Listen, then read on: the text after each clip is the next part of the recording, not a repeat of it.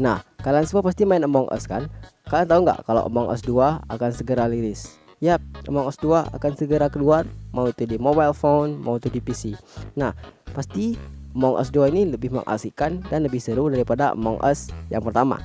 Nah, di Among Us 2 terdapat dua peran juga, imposter dan crewmate. Akan tetapi peran di Among Us 2 ini lebih banyak, nggak seperti Among Us 1. Imposter dipecah lagi, crewmate dipecah lagi. Nah, inilah yang akan kita bahas di video ini. Peran apa sajakah yang akan ada di Among Us 2? Kalian simak video ini dari awal sampai akhir agar kalian mengerti. Jadi langsung aja kita ke videonya. Let's go brother. Nah, ini bagian imposternya nih. Yang pertama adalah spy. Dia memiliki akses kamera, admin, vitals, dan call emergency meeting dimanapun dari map. Jadi dia dapat melakukan hal tersebut sesuka hati dia dimanapun di map. Dan dia dapat mengerjakan seluruh task dan menyelesaikan mereka. Tapi dia tidak berkontribusi dalam task tersebut dikarenakan dia tidak dikira. Nah, di sini jikalau dia mengerjakan tugas, barnya akan tetap naik.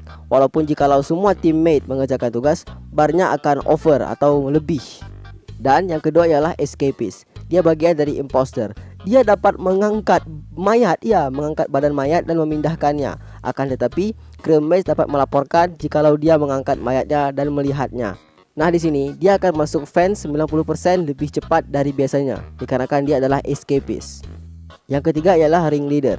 Ringleader ini jikalau ada imposter yang dekat dengan dia, dia dapat memakannya. Bukan memakan untuk dibunuh, akan tetapi memakannya dan menyimpannya di dalam tubuhnya, atau istilahnya menyembunyikannya, sehingga nggak ada yang mengetahui kalau imposter itu sedang berada di situ. Dan dia juga dapat melihat seluruh imposter di map jikalau imposternya lebih dari 2+ di game. Yang keempat adalah saboteur. Dia masih bagian dari imposter man. Kekuatan dia yang pertama ialah reaktor membutuhkan 3 detik untuk dilakukan daripada hampir instan. Sebelumnya kan hampir instan. Nah, di sini 3 detik. Dan lampu membutuhkan 10 detik untuk hidup walaupun mereka telah menyelesaikannya. Nah, jadi misalkan mereka sudah menyelesaikan perbaiki lampu, butuh waktu 10 detik untuk lampu itu benar-benar hidup. Yang ketiga ialah nomor dari O2. Misalkan kita perbaiki oksigen kan cuma 6 atau berapa lah gitu. Nah, ini akan diperpanjang oleh saboteur ini. Jadi kita harus benar-benar teliti dalam mengerjakan tes O2. Dan kekuatan dia yang terakhir ialah dia dapat mensabotase communication dan membuat semua tugas nggak bisa dikerjakan. Jadi jikalau kita telah disabotase komunikasinya, kita tidak bisa mengerjakan tugas walaupun kita tahu tugas kita di mana. Yang kelima adalah hunter. Kekuatannya ialah dia memiliki kompas yang dapat mendeteksi player dari pilihan dia selama setiap 15 detik. Jadi setiap 15 detik dia dapat mengetahui player tersebut yang dia target. Yang kedua ialah cooldown dari killnya dikurangi 4 detik. Jadi misalkan cooldown kill kalian 30 menjadi 26 detik. Dia biasanya sih pakainya kekuatan kill dia ya men. Jadi dia akan sering membunuh kalian. Jadi hati-hati aja. Nah, ini imposter yang terakhir, framer. Dia memiliki opsi untuk meracuni crewmates. Jadi jikalau crewmate tersebut diracuni, 10 detik ke depan dia akan tewas. Maksudnya crewmate-nya akan tewas. Dan yang kedua ialah dia dapat set timer dari emergency meeting menjadi 15 detik hanya sekali di dalam sebuah game. Nah, itu untuk imposternya. Sekarang kita beralih ke crewmates-nya atau teman-teman kita atau member lah. Dikarenakan mereka juga mempunyai role yang aneh-aneh dan yang keren-keren. Let's go. Yang pertama adalah remote. Yap, dia dapat melakukan emergency meeting secara global dan dimanapun yang dia mau.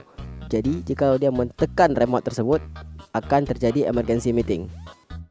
Yep, yang kedua ialah paranoid. Dia dapat mengunci fan selama 15 detik. Jadi imposter nggak bisa menggunakan fan, akan tetapi nggak akan terlihat walaupun terkunci. Jadi jikalau dia telah menguncinya, imposter nggak akan tahu itu terkunci. Selanjutnya adalah alarm. Yap, jikalau dia mati 10 detik ke depannya dia akan membunyikan alarm yang sangat ribut sehingga semua player dapat mendengarnya. Ya, ini bisa membuat emergency meeting. Next adalah vigilante. Ya, dia kekuatannya nih unik sih. Dia dapat membunuh satu orang jika dia telah menyelesaikan seluruh tasknya. Ini dapat berupa crewmates atau imposter. Jadi dia dapat membunuh crewmates atau imposter. Ya, kayak mana kita bilangnya ya. Kalau di Werewolf, gua lupa men. Yang jelas dia dapat membunuh satu orang.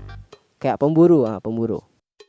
Next, ini unik sih. Technician. Jikalau dia telah menyelesaikan semua tugasnya, semua tesnya, dia dapat masuk ke dalam fan. Ya, dapat masuk ke dalam fan, akan tetapi maksimal di dalam fan 7 detik.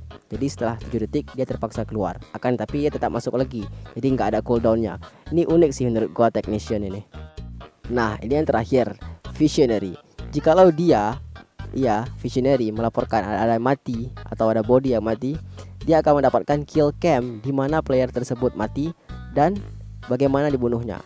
Yap, bagaimana dan di mana. Akan tetapi namanya akan disensor dan nggak akan ada warna yang diberitahu.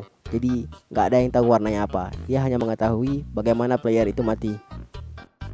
Dan ya, itulah role dari Among Us 2. Banyak banget kan? Dan tentu saja, yang jelas pasti makin seru, makin unik, dan makin menantang. Dan gue yakin kayaknya di Among Us 2 bakalan ditambah in-game mic. Jadi kita nggak perlu ribet-ribet pakai Discord yang harus mute segala macam. Nah, kalau udah ada mic-nya di Among Us sendiri, kita akan termute secara otomatis. Dan ya, bagaimana pendapat kalian tentang Among Us 2 nih? Apakah kalian tertarik atau enggak? Coba kalian tulis di kolom komentar. Dan ya, that's all for today. See you in the next video. Peace.